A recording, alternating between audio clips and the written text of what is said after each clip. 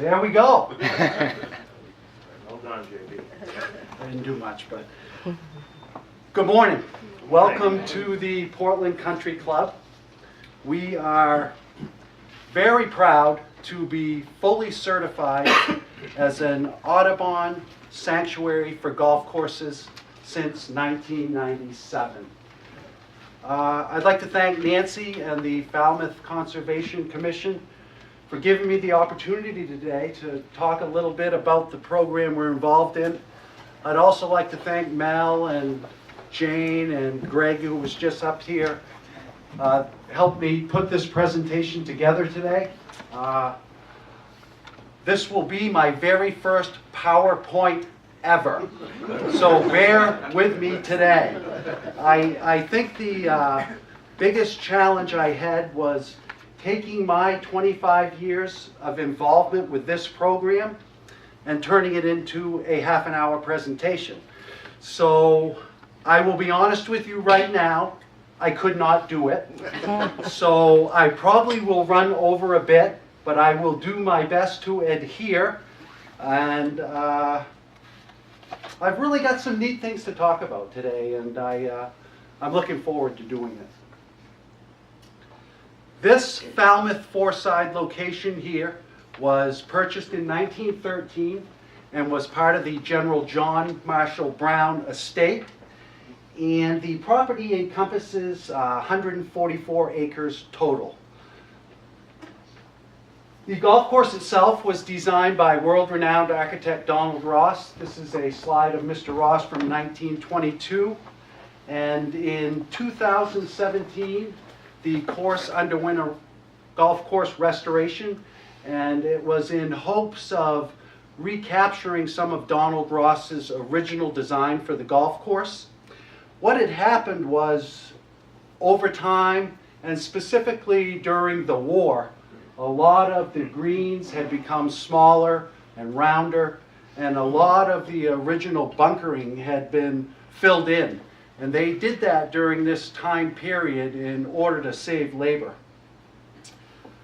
Our restoration last year was a success. We still have some work to do, but today we have 90 bunkers total on the golf course, including this 3/4 acre restoration of an old native waste area on our 13th hole. This was previously all grass, so it instantly became a resource reducer for me, eliminating pesticides and fertilizers and water and mowing, and became really low maintenance for me. We have 27 acres of fairways. This is a fairway section here. That is all mowed at 1/2 inch. We have 3 acres of greens, which we can mow as low as 1/8 inch, but that's really dependent upon the time of the season and the conditions we're under at that time. We have 2 acres of tees. This is a tee surface right here, and our tee surfaces are mowed at 1/2 inch as well.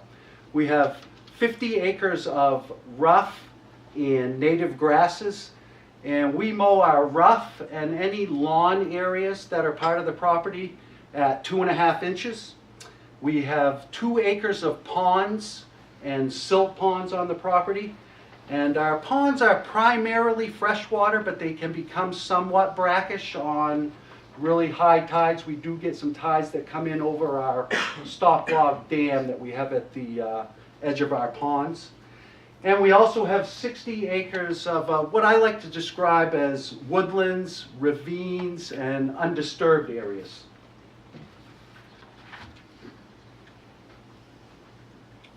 That's me without the beard. I grew up in Farmington, Maine. I graduated from Mount Blue High School in 1983. I graduated from the University of Southern Maine with a Bachelor of Arts in Communication in 1988, and in 1987 I began my career here at Portland Country Club as a seasonal groundsman. I became a full-time groundsman in 1988, and I was appointed the second assistant here in 1989, so I was on the fast track. In 1990, I attended the Winter School for Turf Managers at the Stockbridge School of Agriculture at the University of Massachusetts. And upon returning in the spring of 1990, I was appointed the position of assistant superintendent. And I served in that capacity until 1997. And in 1997, I was named the superintendent here at Portland Country Club. So 97 was a big year for me. My first daughter was born, Madeline. She's 21 years old now. Can't believe it. She works up at the Bow Street Market in Freeport and takes classes at Southern Maine Community College. And I also have a 19-year-old daughter, Isabel, and she is in the honors program at Marist College in Poughkeepsie, New York. And when she is home, she works at the Hannaford in Yarmouth, Maine. So I'm very proud of both of those girls. So certainly 97 was a big year for me, and it was the year that Portland Country Club became fully certified as an Audubon Sanctuary golf course. So that's really my topic today. What is Audubon International? What is a certified Audubon Sanctuary golf course? How do you get there? How do you maintain it? But before I really get into specifics about the program, there are really two key factors in our certification and our success in recertifying every 3 years. You certainly need to have an involved and enthusiastic staff. I certainly couldn't do it without them taking pictures, thinking Audubon, relaying information, looking for invasives, identifying habitats. It's really been a team effort all the way.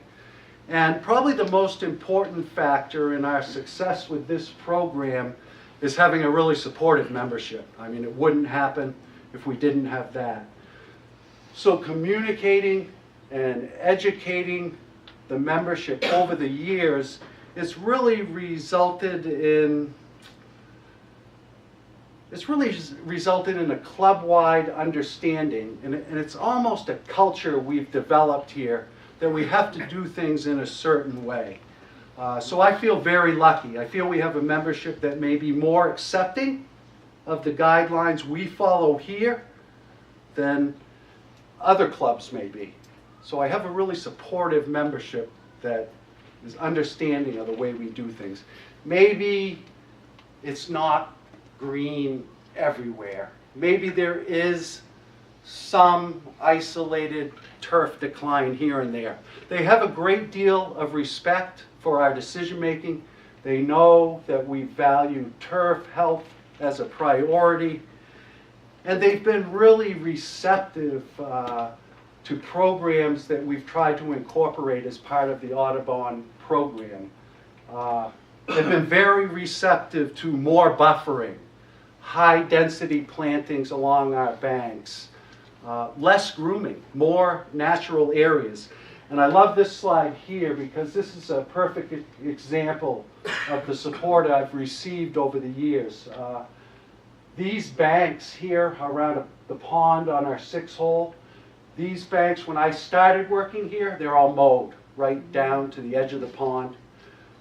The ponds were kind of stagnant. There was a fair amount of cattails in them and not a lot of life in there. And today, all our banks around our ponds, they look like this, and they're really just vibrant ecosystems now.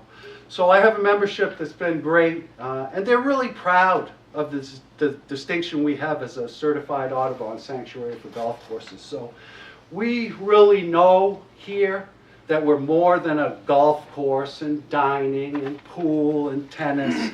I mean, this is a piece of property that's going to be here long after we're gone, and we really do have a responsibility to leave it in better condition than when we started. And I think all superintendents, all golf course superintendents and people that are in my profession, we really are stewards of the land first. So you can see why this is going to take me forever. I haven't even really started yet. But I'm excited. I am to let you know about the program. So here we go. Audubon International. It was established in 1987. And there's a 501c 501c3 nonprofit organization, and what they do is they utilize environmental education to reduce impacts on nature. And they really have a growing network of members in recreation, tourism, and hospitality. They also have a mission, and their mission is to deliver high-quality environmental education and facilitate the sustainable management of land, water, wildlife, and other natural resources in all places people live, work, and play. So there are a variety of programs that you can be involved in. On my display table, I have quite a few brochures that talk about other programs that you can get involved in. The program we are enrolled and certified in is called the Audubon Cooperative Sanctuary Program for Golf. And this is exclusively for golf courses. And it's really it's a widely recognized and highly regarded education and certification program that helps protect our environment, and it helps preserve the natural heritage of the game of golf.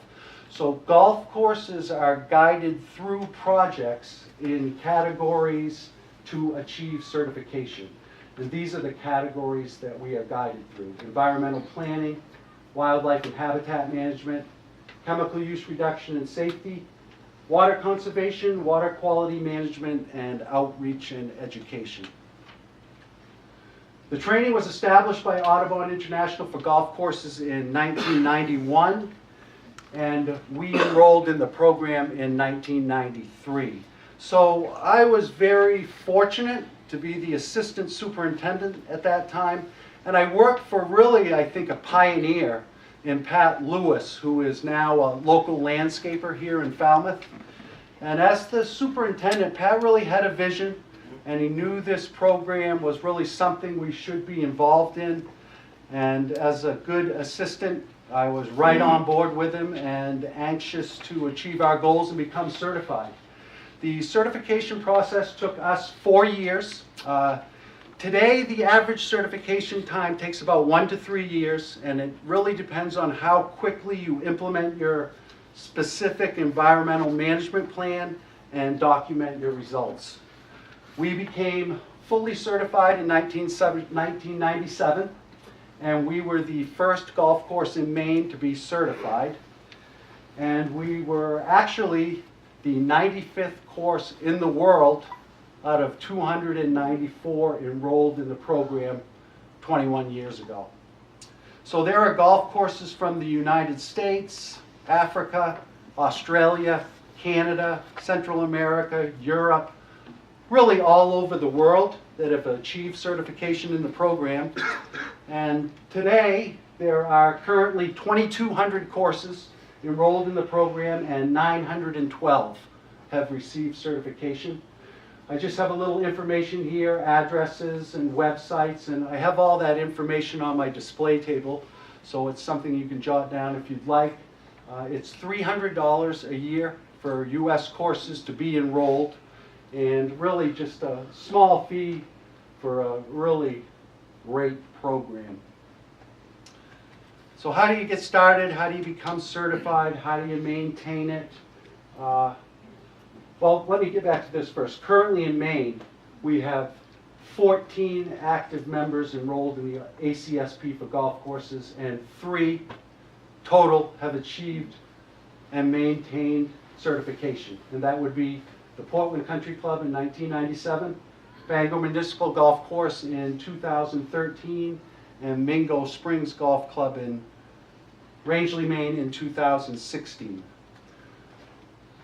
So step one in this whole program really is planning, and it's filling out a site assessment and an environmental plan.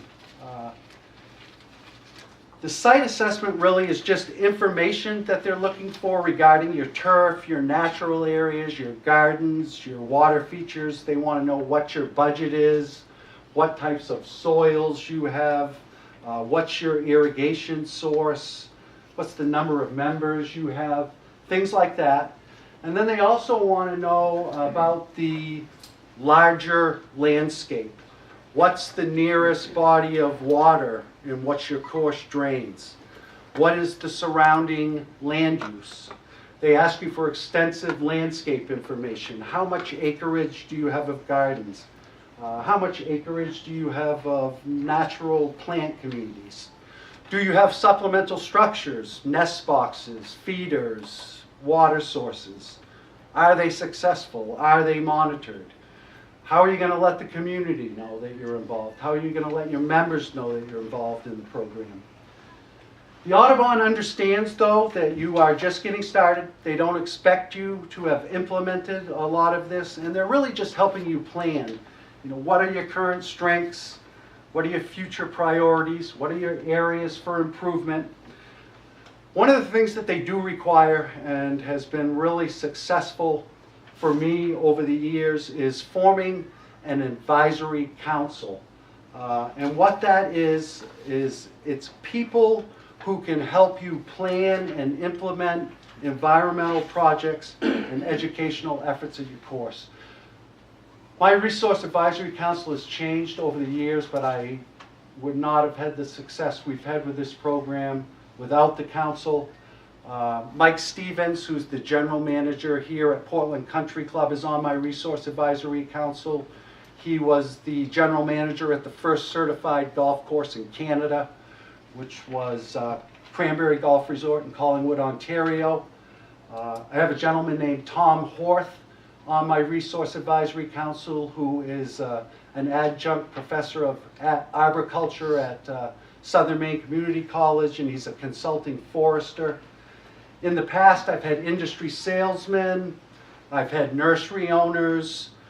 In the future, I'm looking for people like probably Mel Dickinson, who was a member of the Falmouth Conservation Commission, a member here at the club, and really has a strong professional background that would be a benefit to the council. And what you have to do with this council is you have to send all the contact information of all your council members to Audubon so that they can verify their participation with you in the program, and then they can send them any pertinent information in regards to the program itself. The environmental plan is divided into the 6 categories I mentioned earlier, and encompasses steps 2 and 3 in the program, which are action and documentation. You can become certified 1 category at a time, which is nice. They don't expect you to have all 6 categories done before you send it in. I remember one year we were very close to becoming certified in wildlife and habitat management, so we focused on that. We actually hired someone that season to install nest boxes, to install feeders, to monitor our nest boxes, to create some wildlife gardens, and then we became certified very quickly in that category. One of the categories is called environmental planning, and the purpose here is to evaluate, plan, and document environmental management practices that balance the demands of golf with our responsibility to the natural environment, to safeguard the quality of the environment and responsibly care for the land, water, wildlife, and natural resources upon which the course is sustained. Really, this category, the most important thing is just making a commitment.